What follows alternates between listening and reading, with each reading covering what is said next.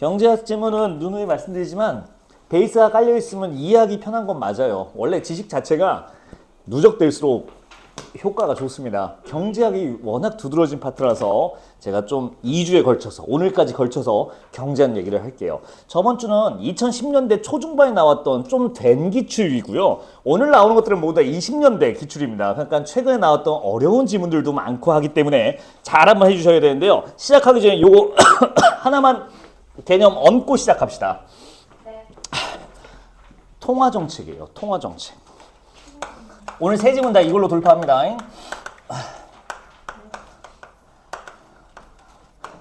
정책이라는 말이 뭔지는 괜찮을까요? 정부가 의지를 가지고 공공의 이익을 위하여 행하는 행위, 이런 것들을 정책이라고 합니다. 근데 통화를 이용한 국가가 시행하는 집행 절차가 있나 봐요.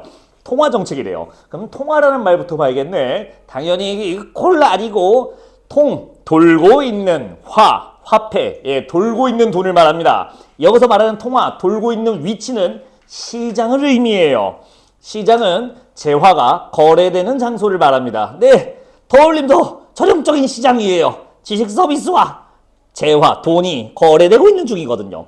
그래서 이 시장에서 돈이 돌고 이제 돈은 양을 조절하는 국가의 의지가 있는데 이걸 담당하는 국가기관이 존재합니다. 자, 당연히 정책이니까 국가가 하는 거고요. 이 국가가 이걸 담당하는 기관 이름을 중앙은행이라고 합니다. 여기까지.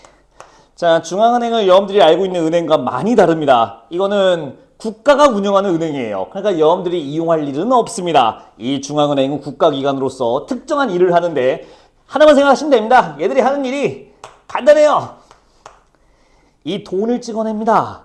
여러분들 물론 요즘엔 카드 써서 대부분 잘 모르시겠지만 실제 화폐가 존재하는 거 알고 계시죠? 종이로도 존재하고 굴이나 금속으로도 존재합니다. 동전과 지폐가 존재해요. 근데 이 친구들의 써있는 은행이 뭔지 혹시 기억나세요? 한국은행이라고 써져 있어요. 한국은행, 그게 우리나라 중앙은행 브랜드 이름입니다. 됐을까요? 여기까지? 야, 미국에도 중앙은행이 있어요. 미국 중앙은행 이름이 뭘 것 같아? 설마 그냥 미쿡 이러겠냐? 근데 맞아. 뱅크 오브 아메리카. 미국 은행이라고 써 있어요. 일본 은행은 뭐라고 써 있을까요? 눈치 깠죠? 뱅크 오브 재팬이에요. 각 나라가 바로 브랜드 이름이에요. 우리나라 중앙은행은 당연히 한국은행일 수밖에 없죠. 이렇게 되어 있습니다. 시작하기 전에 이제 펼쳐질 건데 정책이 여기서 뭔가 하는지 볼 건데 이거부터 보고 갈게요. 돈 얘기했거든요. 돈도 당연히 재화기 때문에 수요 공급 원리가 적용돼요. 자, 수요 공급 그래프 표현할 때 저번 시간에 한 거예요. X축값 뭔지 기억하세요? 민수야? X축값 이름 뭐였죠? 돈 같은 소리 하고 있네. 뭐라고? 수량. 수량 정도면 합격. 수량 정도면 합격. 합쳐 임마. 재화량이라고 제가 썼었어요. 값어치 있는 물건의 양을 말하고요. Y축은 뭐였어요? 가격이라고 했었습니다. 왜 이렇게 써요? 좀 잘려갖고. 그러면 님들아, 재화를 지금 뭘로 잡을 거냐면 돈으로 잡을 거고요. 돈에도 가격이 있나요? 당연히 있죠. 돈에도 당연히 가격이 있습니다. 어떤 물건을 사용하기 위해서, 소유하거나 사용하기 위해서는 당연히 그거에 대한 대가를 지불해야 되죠. 돈도 당연히 사용하고 소유하려면 그거에 대한 대가를 지불해야 돼요. 여러분들 돈을 사용하기 위해 내는 돈을 뭐라고 하나요? 은행에 가서요. 저 1억 사용하겠습니다 하면 은행한테 사용료 줘야 돼요. 그거 뭐라고 해요? 이자라고 해요. 잘했어요. 바로 가격이 이자로 설정됩니다. 이게 돈이 작용하는 수요 공급 시장이에요. 똑같습니다. 라면이나 채권이나 쌀이나 담배나 똑같이 이 원리에 따라 움직이고 돈의 가격도 당연히 조정됩니다. 수요 곡선과 공급 곡선은 저번에 했으니까 좀 쿨하게 넘어갈게요. 자, 그럼 이제 이 통화를 조절함에 따라 돈의 가격을 조절시킬 수 있어요. 가볼게요. 중앙은행이 거래할 수 있는 곳은 딱 하나뿐입니다. 바로 시중은행이에요. 이제 여러분들이 아는 은행입니다. 뭐 있어요? 뭐 5개라고요? 그럴 리가요. 아이, 무슨 소리야. 너 5개 뭐 알고 있는데? 맞아요. 그거예요. 우리, 국민, 신한, 기업, 농협 맞아. 중앙농협도 나중에 시중은행이에요. 또 뭐였지? 5개면 네 머리 봤는데. 시중은행이 지금 다 중앙은행에서 돈을 빌릴 수 있는 은행이라는 뜻이에요. 일단 들어봐봐요. 여러분들 알고 있는 그 국민, 신한 그거 맞습니다. 기업. 시중은행에서 이 중앙은행한테 돈을 빌려와요. 그리고 시중은행은 이거를 다시 오수병이나 우리 집에다가 다시 대출해 줍니다. 보세요. 아까 돈 있었죠? 여기다 시중은행에다가 대출이 나가요. 그때 당연히 돈도 재화기 때문에 가격을 받습니다. 즉 이자를 받고 나가요. 그럼 이렇게 받아온 돈을 우리한테, 오수병한테 다시 대출 나갑니다. 당연히 이자를 받고요. 물어볼게요. 만약에 중앙은행에서, 즉 한국은행에서 기업은행이, 국민은행이 2%의 돈을 빌려왔다면 오수병한테 돈을 빌려주려면 2%보다 업일까 다운일까? 당연히 예, 업이죠. 이 정도 받습니다. 뭐 7, 8% 받기도 해요. 됐을까요? 괜찮을까요? 이거 여러분들 은행원은 어떤 직업 같아요? 제가 주변에 은행원들이 좀 많거든요. 내가 뭔 사채야. 초봉 내가 얘기 드렸나? 너 장래희망 뭐야? 오케이. 넌 이제부터 은행원이야. 왠지야 설명해 줄게요. 여러분들 알고 있는 시중은행 1금융에 신입사원으로 입사하면 초봉이 얼마인 줄 알아요? 6천만 원에서 8천만 원쯤 시작합니다. 나누기 12 하고 계시죠? 이게 신입사원 연봉이에요. 내 주변에 친구들 많아서 알아요. 지점장쯤 달잖아요? 연봉 3억부터 시작해요. 자, 어때? 장래희망 뭐야? 이제 은행원 하시면 돼요. 은행원이 참 좋은 직업이에요. 잠깐만, 내가 말하고 싶은 건 이거야. 은행이 뭔데? 신입사원한테도 6천만 원, 8천만 원 주고 지점장 뭐 3억, 5억 뭐 이렇게 줄까요? 임원들한테는. 뭐길래? 얘들은 뭘로 돈을 벌길래? 일단 여러분들이 오해하는 것 중에 하나. 은행은 국가기관 아닌가요? 어림없는 소리. 더 어림하고 똑같습니다. 얘들은 개인의 이득을 위해 세운 마트예요, 마트. 개인들이 세운 겁니다. 그래서 소유주 보면요. 다 뭐 이름 써 있어요. 배성환씨 막 이렇게 써 있어요. 다 개인이 운영하는 기업이라고. 잠깐만요. 돈을 여기서 떼와서 더 비싸게 파는 일을 하네. 돈이라고 하지 말고요. 돈이라고 하지 말고 담배라고 해볼게요.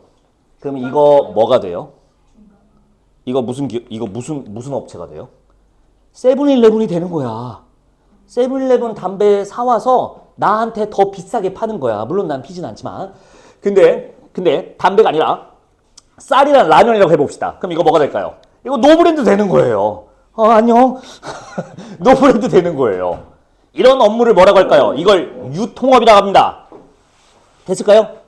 편의점, 노브랜드, 은행 모두 다 유통업이에요. 다만 다루는 유통하는 물건이 조금 차별화되어 있네요. 유통을 한 글자로 줄이면 융이라고 합니다. 그리고 돈을 다른 한자로 바꾸면 금융이라고 해요. 자, 금융기관, 금융회사 모두 다 한 곳을 가리킵니다. 바로 시중은행을 가리키는 말이에요. 국민은행이 바로 금융기관이었던 거야. 됐을까요? 이제 금융회사라고 하면 이상한 소리 하지 마시고 국민은행이라고 생각하시면 됩니다. 본인이 알고 있는 은행 되면 돼요. 그게 금융기관이야. 아우 힘들어. 자, 유통업 이렇게 하는 거고요. 자, 그러면 이제 우리가 오늘 할 통화정책 보도록 합시다. 조금만 미안.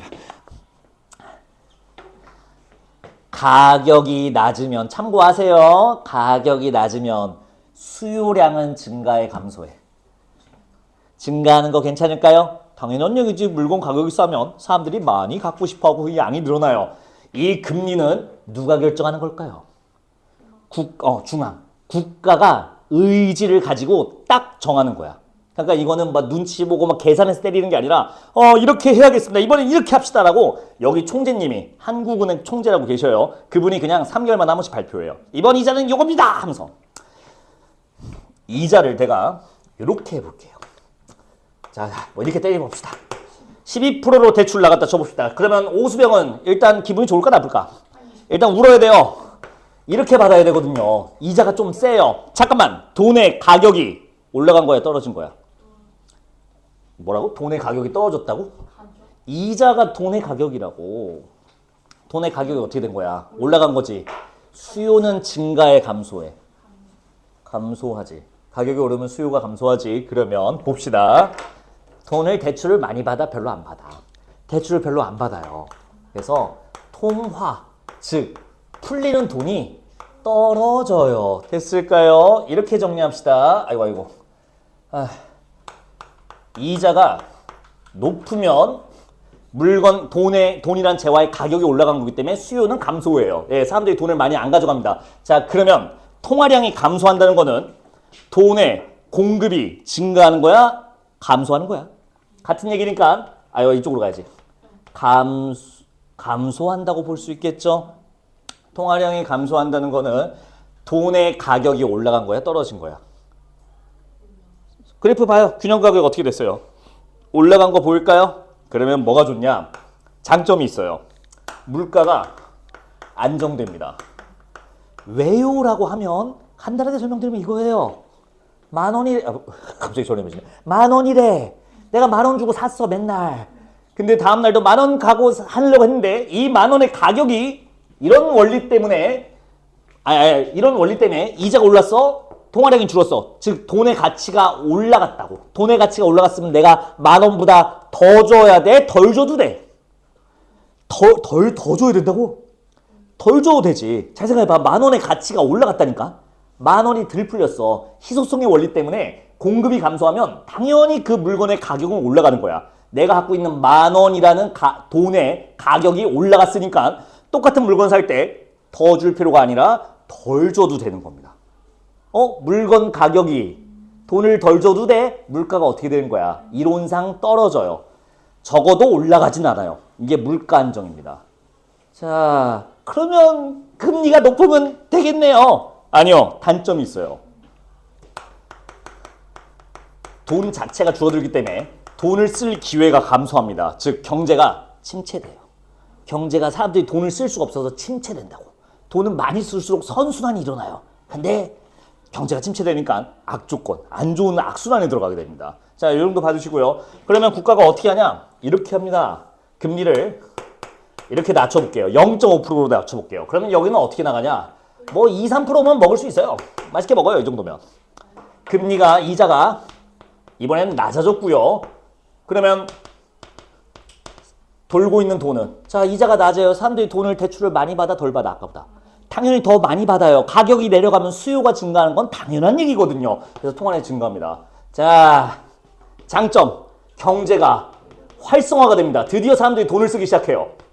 이 돈을 쓰게 되면 경제 활성이 뭐냐면요. 선순환이란 말로 전환되는데 어렵지 않습니다.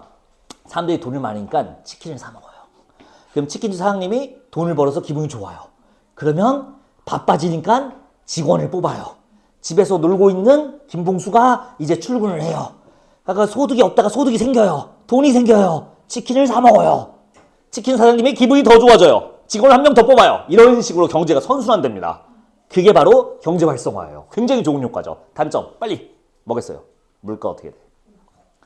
돈의 가치가 이번엔 반대죠. 공급 자체가 감소했으니까 돈의 가치가 떨어졌죠. 처음부터 이자가 감소한 상태죠. 그러면 내가 돈을 줄 때 기존보다 돈을 덜 줘야 돼? 더 줘야 돼? 이번에는 더 줘야 되는 상황이야. 오잉? 똑같은 물건을 사는데 돈을 더 준다? 물건 가격, 즉 물가가 상승해버리는 부작용이 생깁니다. 이렇게 해서 각각의 장단점이 존재하는 거였어요. 그러면 결국에 경제를 침체시키는 대신 물가를 안정시킬 거냐, 아니면 경제를 활성화시키는 대신 물가를 상승할 거냐는 누가 마음 먹을 수 있는 거야? 여기서 중앙은행 총재님이, 한국은행 총재님이 이거 몇 프로로 하면 결정할 수 있는 문제였던 거예요. 자, 5년 전인가? 4년 전인가? 코로나 한창 시끄러웠잖아. 잘 생각해봐. 여러분들이 한국은행 총재님이야. 코로나가 터졌어. 으아, 어떤 상황인지 내가 설명 안 할게. 무슨 상황이야? 자, 여러분들은 한국은행 총재라면 금리를 올릴까 내릴까? 금리를 당연히 내려야죠. 왜? 사람들이 돈을 많이 써서 문제야? 돈을 안 써서 문제야? 코로나 때는. 안 써서 문제. 정확히는 좀 특수한 상황이었어요. 못 써서 문제였어요. 돈을 쓸 수가 없었어. 그러니까 어떻게 하냐? 왜냐면 그때 9시면 문 닫게 하고 4명 이상은 같이 못 닫게 막 이래서 돈을 밖에서 쓰기 힘들었다고. 약간 사람들한테 금리를 낮춰서 여기까지 내렸습니다. 참고로. 여기까지 낮췄어요. 엄청 낮췄어요. 그러면 여기 몇 프로 나가냐? 이렇게 나가요. 저 2.2%로 받았어요. 예. 좋은 일은 아닌데. 그래서 이때 대출을 많이 가져가요. 자, 경제를 최대한 활성화하고 싶었어요. 그때 물가가 어떻게 돼요? 맞춰보세요. 물가가 엄청나게 폭등하고, 예, 세종시 아파트값 그때 어떻게 돼요? 예, 말도 안 되게 올라갑니다. 정말 많이 올라가요. 그때 사면 바보죠. 제 아내가 그때 삽니다. 멍청이. 팔 것도 없어서. 됐을까요? 이런 식으로 움직이게 됩니다. 참고로 이제 뉴스들 보시면요. 제로금리다 뭐 이런 얘기 나오더라고. 이제 제로금리가 무슨 얘기일까요? 여기를 0%로 때려버리는 거야. 미국이 여기 0%로 때렸어요. 빨리 좀 쓰라고. 참. 코로나 때 활성화 일어났나요, 근데? 코로나 때 활성화 잘 안 돼서 진짜 말도 안 되는 수단까지 쓴 거 아세요? 통화량을 어떻게든 늘리겠다고 도저히 이걸로 안 돼갖고 그냥 주머니에도 넣어줬어요. 그냥 지원금 주머니에 100만 원씩 넣어줬다고. 제발 좀 쓰라고. 근데 다 뭐하러 갔어요? 아파트 사고 비트코인 사러 갔죠. 히히 하면서. 그래서 경제 활성화 잘 안 나왔습니다. 그게 심지어 문제 있어요. 있다가 있어요. 있다가. 자, 요거 첫 번째 어떻게 되냐고? 있다 있어요. 있다 있어요. 뭐 어떻게 돼? 망하지. 자, 지금 뭔 정책 봤죠? 통화 정책 봤습니다. 돌고 있는 돈을 의지를 가지고 컨트롤 해본 거야. 근데 그 목표가 뭐예요? 경제를 활성화시킬 건가? 아니면 물가를 안정시킬 건가? 각각의 의도가 있습니다. 그럼 국가는 어떤 정책을 펼치는 게 맞을까? 계속 왔다 갔다 해야 돼요. 계속. 자, 저번 주에 설날이었죠. 큰아빠 좀 뵈고 왔어요? 할아버지 좀 뵈고 왔어요? 가끔 큰아빠 중에 한 분 중에 아니면 삼촌 중에 한 분이 좀 화가 나 있는 분 계신 거 아세요? 명절마다? 우리 집은 그랬어요. 한 분이 항상 화가 나 있어요. 삼촌 큰아빠는 아니고 우리 아빠. 우리 아빠가 항상 화가 난 그 사람인데 그 화날 때 그 대사와 말투가 다른 집하고 그 화난 큰아빠랑 똑같더라고. 이렇게 시작해요 항상. 나라가 말이야. 누구 때문에 누구 때문에 좀 둘 중에 하나예요. 누구 때문에 경제는 어렵고 물가는 오르고 말이야. 항상 이러시더라고요. 자, 근데 이 말이 좀 이상해요. 잘 들어봐봐. 경제가 이렇게 어려운데, 자영업자가 이렇게 어려운데 물가는 오르고 말이야. 자, 이 말은 무슨 말일까? 이 말이 무슨 말일까? 잘 생각해봐. 경제가 어렵다는 건 경제가 지금 침체되어 있다는 거죠. 그러면 경제가 침체되어 있으면 국가는 무슨 정책을 펼쳐야 돼요? 금리를 잘 생각해봐. 지금 경제가 침체되어 있다. 금리를 낮춰야 돼, 높여야 돼? 낮춰야지. 여기까지 괜찮을까요? 금리를 낮추면 그 대신 물가가 어떻게 되죠? 올라가죠. 자, 그러면 이 말은 뭐냐? 잘하고 있다는 칭찬이에요. 경제가 이렇게 침체되어 있는데 물가는 오르고 있군. 뭔가 하고 있군. 잘하고 있어. 이렇게 된다는 뜻이라고 이게. 진짜 최악은 뭐냐면 이거예요. 경제가 침체되는데 물가가 변동이 없어. 아니 국가는 뭐 하는 거야? 놀고 있어? 이렇게 돼야 돼요. 아까 여러분들 사실 아빠와 큰아빠가 할아버지가 화냈던 말은 칭찬하고 있는 말이었다. 통화량 존절. 여러분들 근데 실제 시험에 나오는 통화량 정책이요. 요거 하나만 참 좋겠지만 하나 더 있습니다. 하나 더. 근데 이 두 개가 전부예요. 걱정 안 하셔도 돼요. 하나만 더 봅시다. 저번 시간에 배운 것 중에 혹시 채권 기억나세요? 이 채권을 국가가 중앙은행이 시중은행을 거쳐서 오는 건데 그냥 일단 이렇게 갈게요. 채권을 매도할 수도 있고요. 매수할 수도 있는데 이제 여러분들이 생각해 보세요. 물가를 자 어렵게 가볼게. 물가를 안정시키고 싶어. 채권을 매도할까 매수할까 국가가. 설렌다. 물가를 안정시키고 싶어. 채권을 국가가 팔러 나올까 사러 나올까 이 채권 시장에. 매도 사러. 반대네. 자, 그렇지. 그러면 팔러 왔다고 생각한 거야 너는? 에라 이놈아. 맞아. 미안하다. 맞아. 채권을 매도해야 돼요. 미안하다. 일단 갈구고 싶어서. 채권을 판다는 거는 국가가 종이 쪼가리를 준다는 거 아니야? 어디에? 이 시장에 종이를 푼다는 거야. 종이를 줘. 대신 종이를 팔면서 뭘 가져올 수 있어요? 현금 돈을 갖고 와요. 통화량이 늘어요, 줄어요? 줄게 되잖아요. 그래서 요거까지 하시면 됩니다. 채권을 국가가 발행하거나 갖고 있는 걸 팔게 되면 종이와 돈을 바꾸는 겁니다. 돈을 가져가요. 이게 통화량 감소로 가는 거고요. 그러면 통화량이 감소하면 이 수요 공급 원리 보시면 됩니다. 통화량이 감소했다. 돈의 공급이 감소했다. 그러면 돈의 가치가 올라갔으니까 이자는 어떻게 돼요? 이자는 올라가요. 통화량이 올라갔으니까, 아니 통화량이 감소됐으니까, 잠깐만 반대지. 통화량이 감소, 힘들어. 채권을 팔면 통화량이 줄고 통화 공급이 감소하니 돈의 가치는 올라가죠. 돈의 가치는 올라갔다는 거는 이자가 올라갔음을 말하고, 그러면 물가가 안정되고 경기 침체에 갈 수 있는 가능성이 존재하는 거고, 이렇게 가면 되죠. 괜찮을까요? 통화량 감소 이쪽으로 가시면 됩니다. 반대로 채권을 팔아요. 자기들이 사는 거죠. 미안해. 채권을 사요.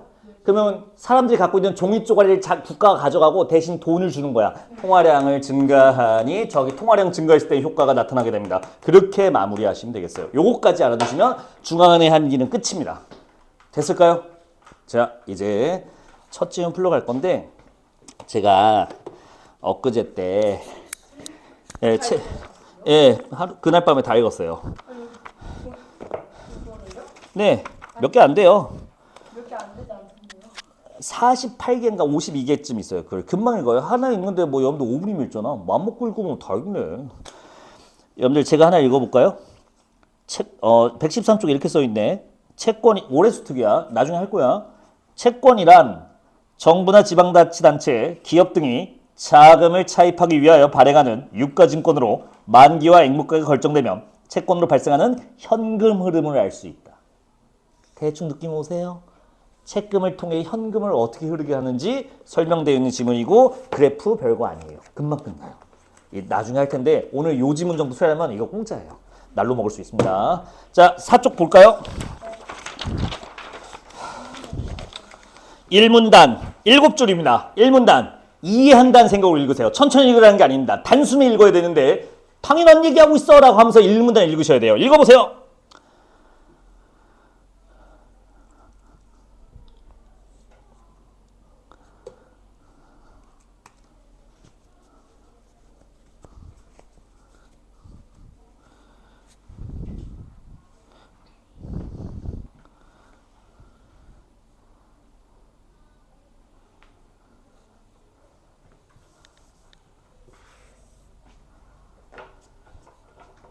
어때?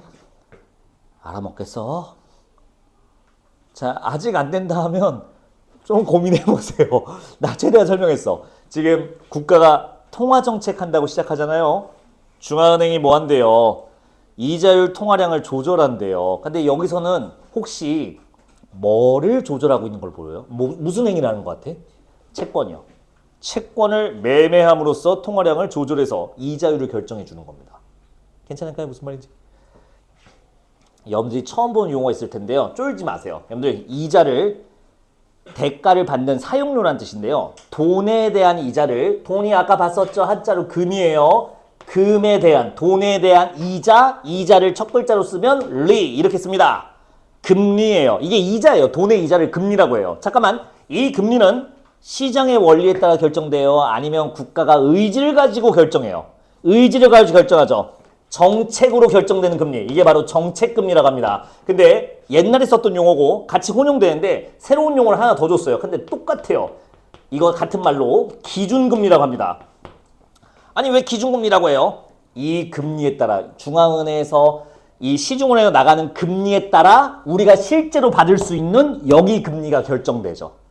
얘가 기준이 돼서 여기가 결정되잖아. 그래서 이름이 기준금리이면서 동시에 국가가 의지를 가져서 결정하는 금리니까 정책금리라고 하는 겁니다. 그럼 여기는 무슨 금리라고 할까요? 이건 간단해요. 시장에 나가는 금리이기 때문에 그냥 시장금리라고 합니다. 이런 식으로 이름이 되어 있어요. 아까 두 번째 줄 읽을 때 끝부분에 세 번째 줄 볼래요?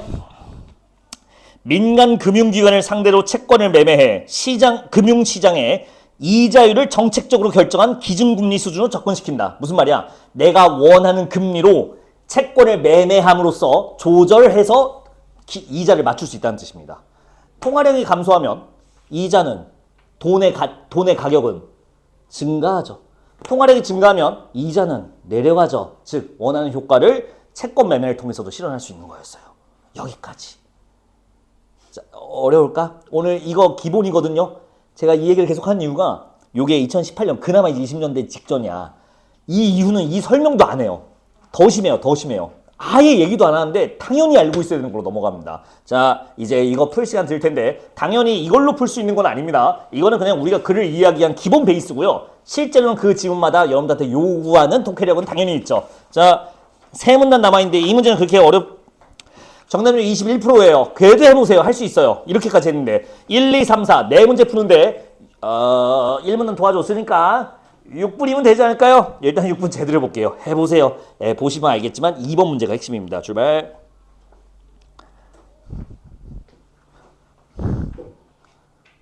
아니 나도 이거 많이 풀어봤잖아. 나도 이 정답률이 미스테리야 계속. 뭐 어떻게 하겠냐. 평가가 공식 시험인데 뭐 내가 부정할 수도 없고. 이 정답률 차이는 어디서 존재할까? 실제로 여기 통계가 맞다면 그렇게 많은 분들이 수월히 풀진 못했을 거예요. 2번 문제를. 제가 심지어 1문단을 이렇게 장황하게 설명했고 그리고 이 설명은 2번 문제 푸는데 결정적인 단서입니다. 자, 도와드릴게요. 2문단 내용은 이 정책의 효과를 얻기 위한 조건인 선제성과 그리고 정책 신뢰성이랍니다. 선제성은 먼저 시행한다라는 뜻이에요. 근데 그게 필요한 이유는 외부 시차랍니다. 정책 외부 시차라는 게 존재해요. 여러분들 정책 외부 시차가 뭐예요? 이거 딜레이 아니야? 어떤 정책을 시행했을 때 실제 효과가 나타날 때까지 걸리는 시간을 정책 외부 시차라고 이 문단 네 번째 줄에 떡하니 써있죠. 님들아, 그러면 외부 시차가 5시간이다. 그러면 제가 여러분들한테 무언가를 하면 외부 시차 5시간이면 언제 효과가 발동하는 거야? 새벽 1시에 발동하는 거 지금 8시라고 치면 괜찮을까요? 뭐 별거 아니야. 정책 효과가 나타나려면 시간 차이가 존재하니 선제성, 미리 먼저 시행해야 된다. 그 얘기였던 겁니다. 됐을까요? 이 선제성 이해 못하신 분들은 다시 한번 독해력을 점검하셔야 되고요. 그건 저도 그렇게 읽었는데요 하신 분들은 그러면 2번 문제를 못 풀었다면 뭔가 이유가 있어요. 어디서 그 문제가 있는지 고민해 보셔야 됩니다. 그 다음에 준칙주의 이거 뭐 재량주의는 필요 없습니다. 신뢰성인데 무조건 지켜라. 아니다. 그때그때 좀 바꿀 수도 있다. 그 얘기입니다. 아무것도 아닙니다. 자, 문제 풀러 갈게요. 2번 문제부터 볼게요. 2번 문제. 쉬우신 분들은 보기를 마스터하신 분이에요. 보기를 읽을 수 있을 때 전혀 거리낌이 없었어요. 님들아, 잠깐만. 내가 솔직히 얘기해보자. 1문단 뭔 얘기했어? 채권을 통한 통화량을 조절해서 이자를 결정하는 거 얘기했었죠. 됐지? 1문단 그 얘기였고요. 2문단에서는 선제성 얘기했죠. 님들아, 이 두 개를 조합하면 나올 수 있는 문제는 정해져 있어요. 이자를 결정하려면 금리를 어떻게 할까라는 얘기예요. 이자를 어떻게 할까 그걸 물어보죠. 그 다음에 언제 할까 그거를 미리 한다. 거기까지 하면 이 문제의 답이 나와요. 자, 가볼게요. 보기 첫 줄 볼게요. 어떤 가상경제에서 2000땡땡년 1월 1일에서 9월 30일까지 세계 분기 동안, 여러분들 분기가 뭔지 알죠? 3개월이요. 분기 동안 중앙은행의 기준금리가 4%로 유지. 기준금리 보고 왔습니다. 가운데 다양한 물가 요인 변동으로 물가 상승률은 아래 표와 같이 나타났다. 각 분기의 물가 변동 요인은 서로 관련이 없다. 봅시다. 1분기 때는 2% 상승한대요. 상승률이. 자, 2분기, 3분기에는 3%씩 오른대요. 그 아래 보니까 경제학자 병이 이렇게 말합니다. 예측했고요. 2%로 유지하자고 주장합니다. 뭐 받아들이지 말았지는 뭐 내 알 바 아니고요. 2%로 하재요. 자, 이제 경제학자 병의 고려사항 볼게요. 여기서 여러분들이 생각해야 될 게 딱 하나 있어요. 가볼게요. 기준금리가 4%부터 1.5%포인트만큼, 여러분들 이 프로포인트가 뭔지는 아시죠? 3%에서 1% 증가하면 몇이에요? 아닌데. 맞구나. 아니야. 이게 퍼센트는 적용한 순간 값이 달라지기 때문에 거기서 1%를 또 어떻게 때릴지에 대한 얘기가 있어요. 아까 퍼센트 포인트는 그냥 퍼센트 자체에다 그냥 더하고 빼라는 얘기예요. 아마 뭐 설명되어 있지 않나요? 네, 여기 예시까지 들어줬네요. 자, 그러면 4%에서 1.5%포인트만큼 금리가 변하면 물가 상승률은 1%만큼 어떻게 된대요? 달라진대요. 자, 맞춰봅시다. 기준금리가 1.5%포인트만큼 오르면 물가 상승률은 1%포인트만큼 올라가 내려가? 내려간다가 나와야죠. 괜찮아요? 이거 무슨 말인지? 수아나 괜찮아? 야, 금리가 올라가면 돈의 가격이 올라간 거에 떨어진 거야. 뭘 봐. 상식이잖아. 그렇죠. 돈의 가격이 올라간 거면 물건 가격이 오른 거야, 떨어진 거야? 돈의 가치, 그렇지. 물건 가격이 어떻게 됐다고? 떨어진다고. 물가는 어떻게 된다고? 물가. 올라간다. 이씨. 물건 가격이 물가야, 이 새끼야. 물건 가격이 떨어졌으니 물가는 어떻게 됐다고 볼 수 있어. 오케이, 잘했어. 이렇게 하면 돼. 뭘 어려워. 야, 이제 물어볼게. 야, 별것도 아니라서 그래. 네가 이게 오래 걸렸다니까. 지금 이 사람은요, 저 2%, 3%, 3%인 물가상승률을 2%, 2%, 2%로 맞추고 싶어. 야, 너 보기는 다 읽었어, 수아나? 미안해, 갈고서. 민찬이가 오늘 없어갖고. 수아나 다 읽었니? 이 새끼가, 왜 2번 풀라니까 뭘 뒤부터 풀어. 아우. 오늘 혈압약을 안 먹어서. 자, 여러분들, 정책 외부 시차 몇 분기래요? 그것까지 읽으면 돼요. 몇 분기? 정책 외부 시차. 1개 분기요. 지금 고려사항 세 번째 줄 봐봐. 정책 외부 시차는 1개 분기다. 자, 그러면 실제 효과는 지금 하면 언제 나타나? 1분기 뒤에 나타난다라고 하면 되죠. 끝났네요. 2분기에 3%를 2%를 하기 위해서는 언제 해야 돼요? 1분기 때 해야 되죠. 왜냐면 1분기 뒤에 나타나니까 2분기의 효과를 얻으려면 1분기 해야 돼. 자, 금리를 올릴까요? 내릴까요? 금리를 올려야죠. 그래야 물가가 내려가니까. 1.5%만큼 올리면 되죠. 현재 금리 4%, 1.1%를 낮추기 위해서는, 물가를 1% 낮추기 위해서는 금리를 1.5% 올리면 된다를 추론하는 문제였습니다. 자, 그러면 1분기 때 5.5%로 올려놓고요. 3분기도 지금 3%죠. 이것도 낮춰야겠네요. 그럼 2분기 때도 계속 5.5%를 유지한다면 2%가 유지될 수 있겠습니다. 답이 5번이 나오는 거였어요. 어때? 도저히 못하겠어. 오늘 남은 2개에 비하면 이게 천사야. 남은 2개가 지옥이거든. 참고로 여기 둘고 출신들이 많아서 브레턴 우주 체제 그건 안 갖고 왔어. 그건 나중에 하자. 그건 해갖고 안 갖고 왔어.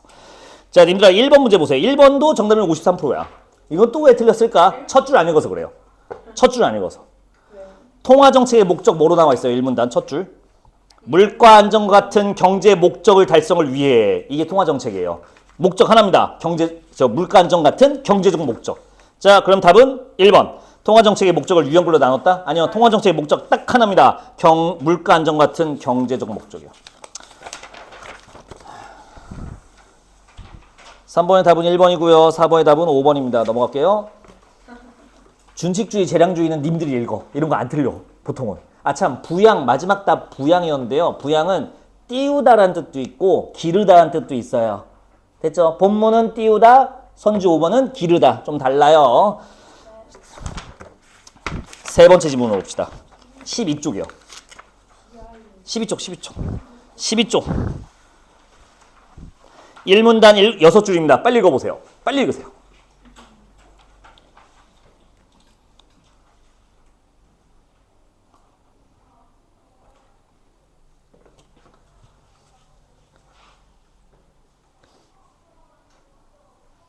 납득돼? 이번에 한 얘기는 채권을 조절한 게 아니라 뭘 때린 거야? 그냥 바로 기준금리를 바로 조절해버린 거죠. 여기 무슨 금리로 나왔냐? 정책금리 인상이란 욕이 나오죠. 이해되셨으면 이 문단도 바로 읽으세요.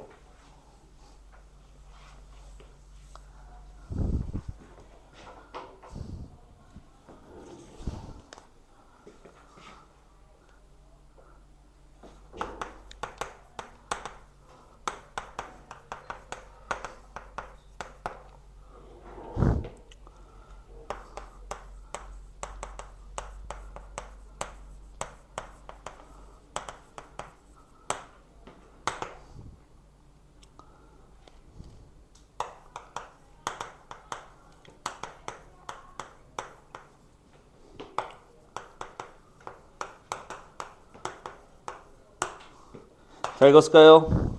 아직?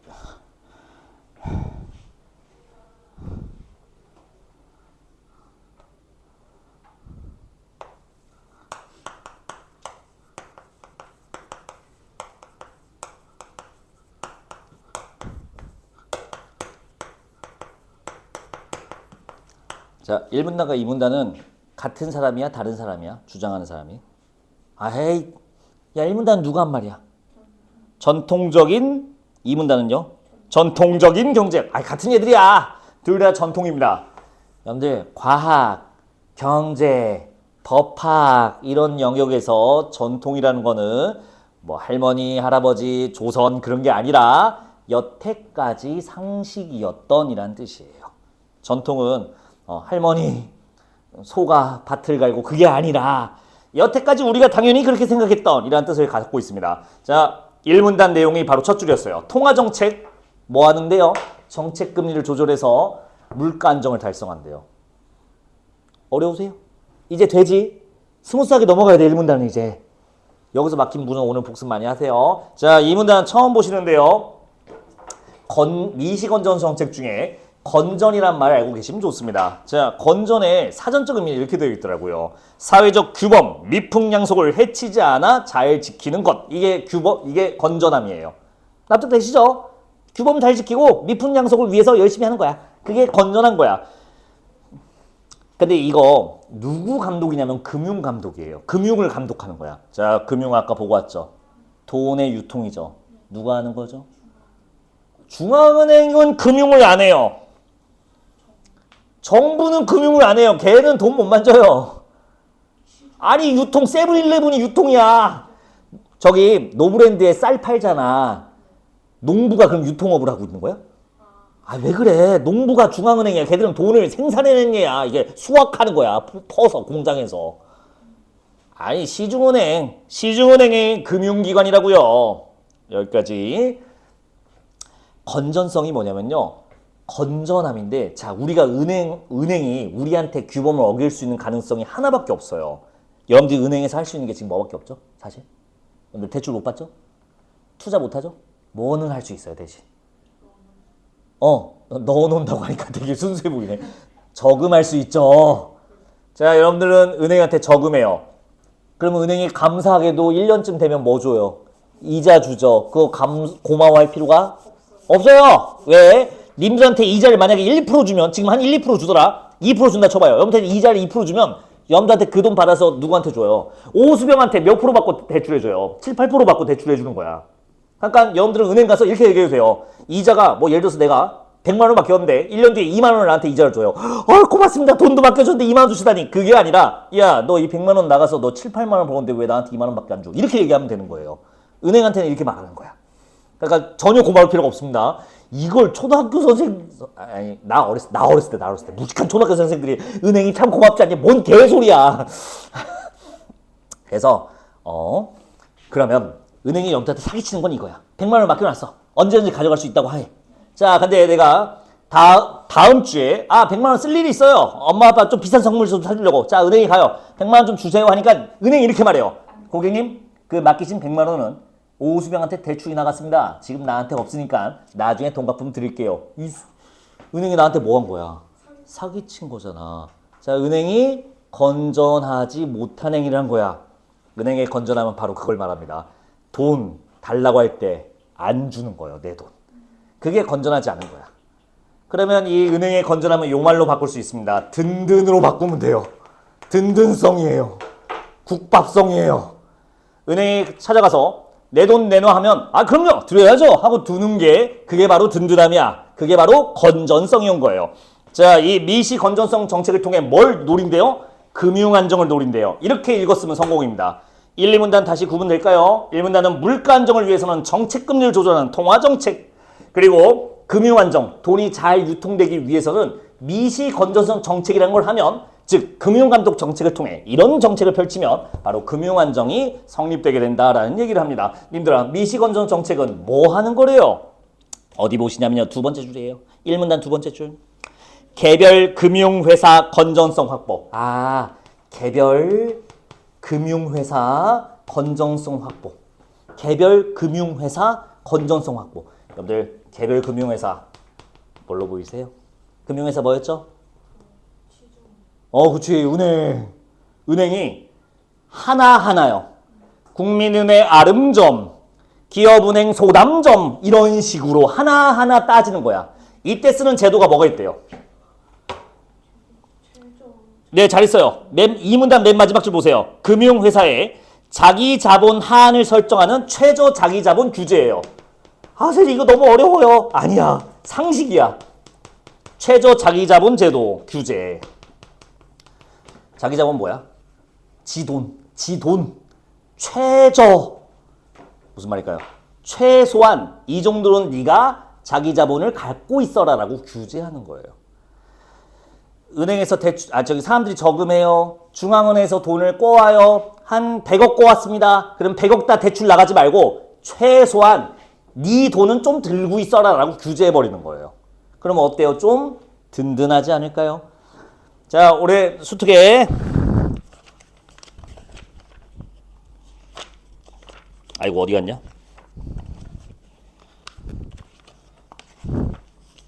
뱅크런은 들어봐. 뱅크런은 고객들의 예금 인출 수요가 갑자기 높아져 시중은행의 즉각적인 대응이 어려워지는 현상으로 개별 은행뿐만 아니라 금융 시스템 전반에 영향을 준다. 더 읽다가 말게요. 뱅크런 방지할 수 있는 거 괜찮아요? 얼마 들고 있으면 사람들이 은행에 뛰어가서 돈 찾아달라고 해도 줄 수 있게끔 준비해 놓으라는 얘기였어요. 오케이? 자, 이제 시간을 드릴게요, 님들아. 이거 엄청 어려워요. 이거 여러분들 혹시 이게 4년 전 나온 건데 아는 오빠나 언니 있으면 언니 혹시 4년 전에 수능 본 사람이라면 혹시 끝밀어 올리기 알아고 하면 갑자기 경기를 일으켜요. 끝밀어 올리기라니 이게 그거거든요. 나름 레전설. 자, 여러분들도 말씀 보고 오셔야 됩니다. 길죠? 네, 길어요. 문제. 뭐야? 아, 5문제. 5문제 있습니다. 시간 8분 40초. 8분 40초 재드릴게요. 자, 출발.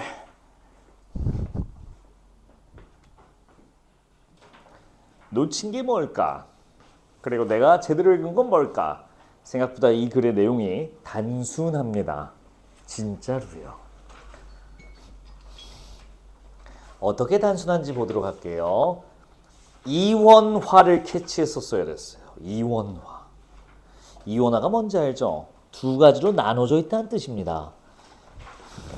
3문단 봐도 될까요? 님들아, 3문단 첫 줄에 1, 2문단을 요약해 놓은 거 보실래요? 3문단 첫 줄에 1, 2문단 요약해 놨어요. 이 글이 좀 어렵다고 생각했는지 친절하게 요약까지 해줬다니까. 3문단 첫 줄. 이처럼 전통적인 경제학에서는 금융감독 정책을 통해 금융안정을 써놨죠. 제가 통화정책을 통해 물가안정을 달성할 수 있다고 보는 이원적 접근 방식. 네, 이 두 개가요. 즉 물가안정과 금융안정은 각자 다른 정책으로 이원화, 다른 걸로 따로따로 하는 거다라고 생각하고 있었대요. 전통적, 즉 우리의 상식으로는. 근데 자, PRS 구조입니다. 우리 반드르발스 상태 방정식에서도 봤었죠. 문제가 생겨요. 글로벌 금융위기 이후에 금융 시스템이 와야 된대요.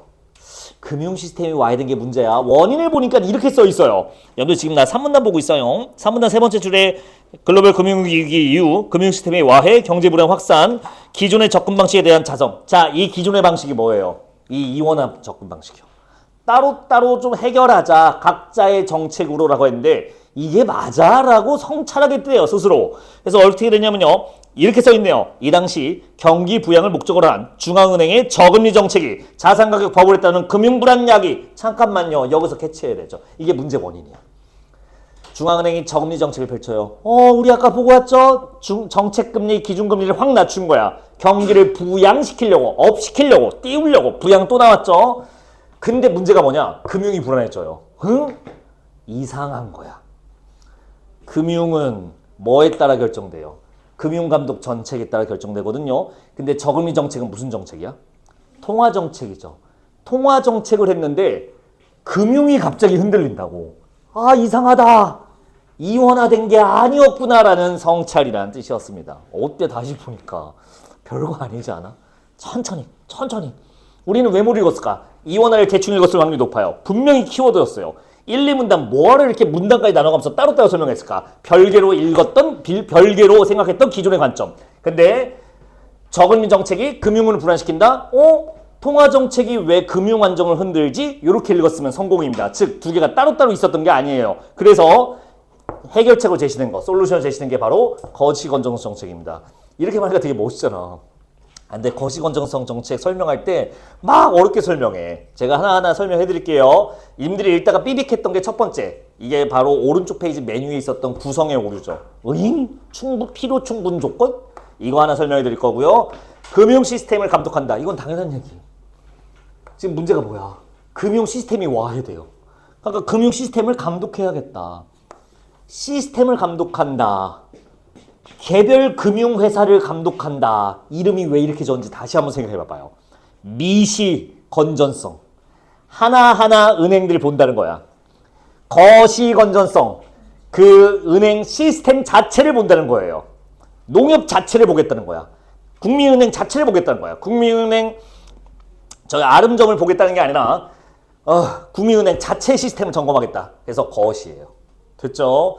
자, 구성의 오류에 기반한대요. 이 정책 자체가 구성의 오류에 기반한다. 여기서 여러분들이 조금 어려운데 논리학은 나중에 정리해 드릴게요. 올해도 논리학이 또 있어요. 젠장. 이거 논리학 용어거든요. 보세요. 스포츠 좋아하시나 모르겠네. 내가 요즘 피파 하느라 축구에 빠져 있어갖고 전 세계 축구 선수 비싼 선수가 있어요. 자, 1위부터 11위까지 포지션별로 제일 비싼 선수를 다 때려 박을게요. FC 더 올림. 정말 최고다. 제일 비싼 선수를 막 그냥 다 때려놨어요. 자, 이 팀은 챔스에서 무조건 우승한다. 맞아, 아니야? 몰라요. 그러라는 보장이 없어요. 이게 구성의 오류입니다. 구성 요소가 특정한 값을 갖는다고 그거의 모임인 단체도 같은 특정한 값을 갖는다는 것은 완벽한 오류, 논리적 오류예요. 구성의 오류예요. 은행 하나하나가 건전하다고 전체가 건전하다는 보장은 안 된다라는 그 논리학이에요. 이해됐을까요? 이 구성의 오류는 무슨 말이 하고 싶은 걸까? 미시 건전성, 즉 은행 개별 금융회사 하나하나 점검한 걸로 전체가 안전할 거란 보장이 안 된다. 그러니까 전체 시스템을 다시 점검 또 해야 된다. 이 얘기였던 겁니다. 됐죠? 구성의 오류가 나온 이유는 여기에 있었고요. 두 번째, 금융 시스템 감독. 이건 당연한 거예요. 문제 원인이 이러니까. 자, 이걸 하기 위해, 거시건조성을 하기 위해 쓴 정책은 완충자본인데 제가 여기다 이렇게 플러스를 써놨어요. 미시 대신 거시를 한다는 거야? 아니야. 써 있어요. 미시 건전성 정책에 거시 건전성 정책을 추가하는 거예요. 마지막 문단 볼까요? 13쪽의 마지막 문단 밑에서 세 번째 줄 볼게요. 밑에서 세 번째 줄. 금융회사로 하여금 최저자기자본에 여러분들 최저자기자본은 언제 나왔던 얘기야? 미시건전 정책에서 나왔던 거잖아. 여기에다가 추가적인 자본, 즉 완충자본을 쌓도록 하여 과도한 신용평가 억제한다. 네, 바로 완충자본 제도가 저기다 추가하는 거시건전 정책이었던 겁니다. 근데 이게 뭔지 보니까 너무 뻔한 얘기야. 님들아, 경기가 과열되면 돈을 어떻게 하라는 거야? 더 쌓으라는 거야? 사용하라는 거야? 쌓도록이라고 써 있어요. 그냥 그대로 써 있어요. 만약에 경기가 침체되면 이때 쌓았던 돈을 어떻게 하래요? 사용 뭐라고 하지? 쓰도록 한다. 쓰게 한다. 쓰도록 이거였어요. 무슨 말이야? 너무 경제가 활성화되어 있으면 좀 가라앉혀야 되니까 야, 돈 대출 나가지 말고 은행 조금 더 가지고 있어봐 라는 얘기였고요. 경제가 너무 다운되어 있으면 야, 그때 쌓아뒀던 빨리 돈 싸게 풀어 라는 얘기였던 거예요. 지금 보니까 너무 허탈한 얘기입니다. 최소한 이 돈을 쌓아둬라. 이것만으로는 부족해. 야, 더 쌓고 어려울 때 그거 풀어 라는 얘기였던 거죠. 여기까지. 11번 문제 보겠습니다. 내가 앞에서 푸신 분 두 분이 지금 선지 3번을 골라서 요거 선지 3번부터 설명해 드릴게요. 오답이야. 선지 3번은 글로벌 금융 위기 이전. 언제야? 이원화된 생각이야. 이원화가 깨진 상태야. 글로벌 금융 이전이니까. 글로벌 금융 위기 이전이니까 이원화된 상태를 말합니다. 이때 선지 3번. 경기 침체기에는 통화정책과 더불어 금융감독 정책을 통해 경기를 부양시켜야 된다. 아니요. 두 개는 따로따로 움직입니다. 만약에 경기가 침체기면 무슨 정책만 하면 돼요? 옛날 생각은, 전통적 생각은 통화정책만 하면 됐었던 거였어요. 됐을까요? 둘 다 건드려야 된다는 글로벌 금융위기 이후 이원화가 깨졌을 때 얘기였습니다. 답 4번 보세요. 이거 문제 원인 묻는 겁니다.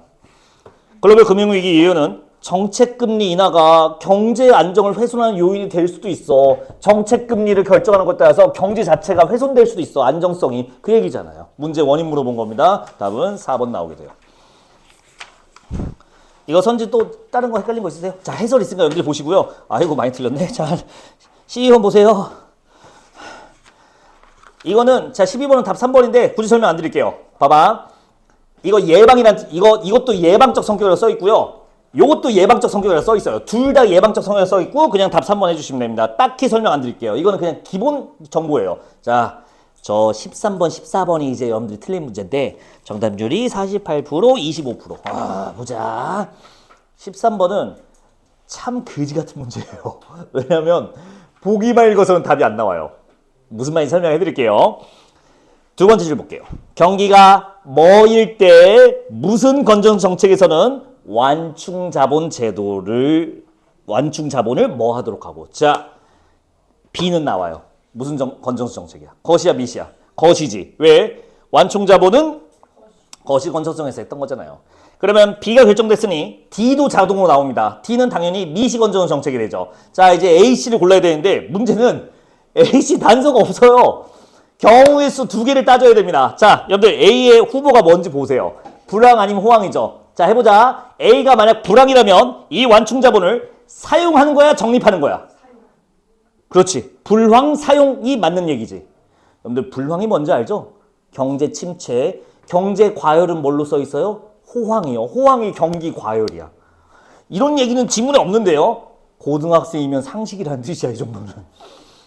자, 그러면 불황 아니면 불황과 사용이 정답이고요. 만약에 A가 호황이라면 적립이 돼야 되죠. 답이 하나 나오죠.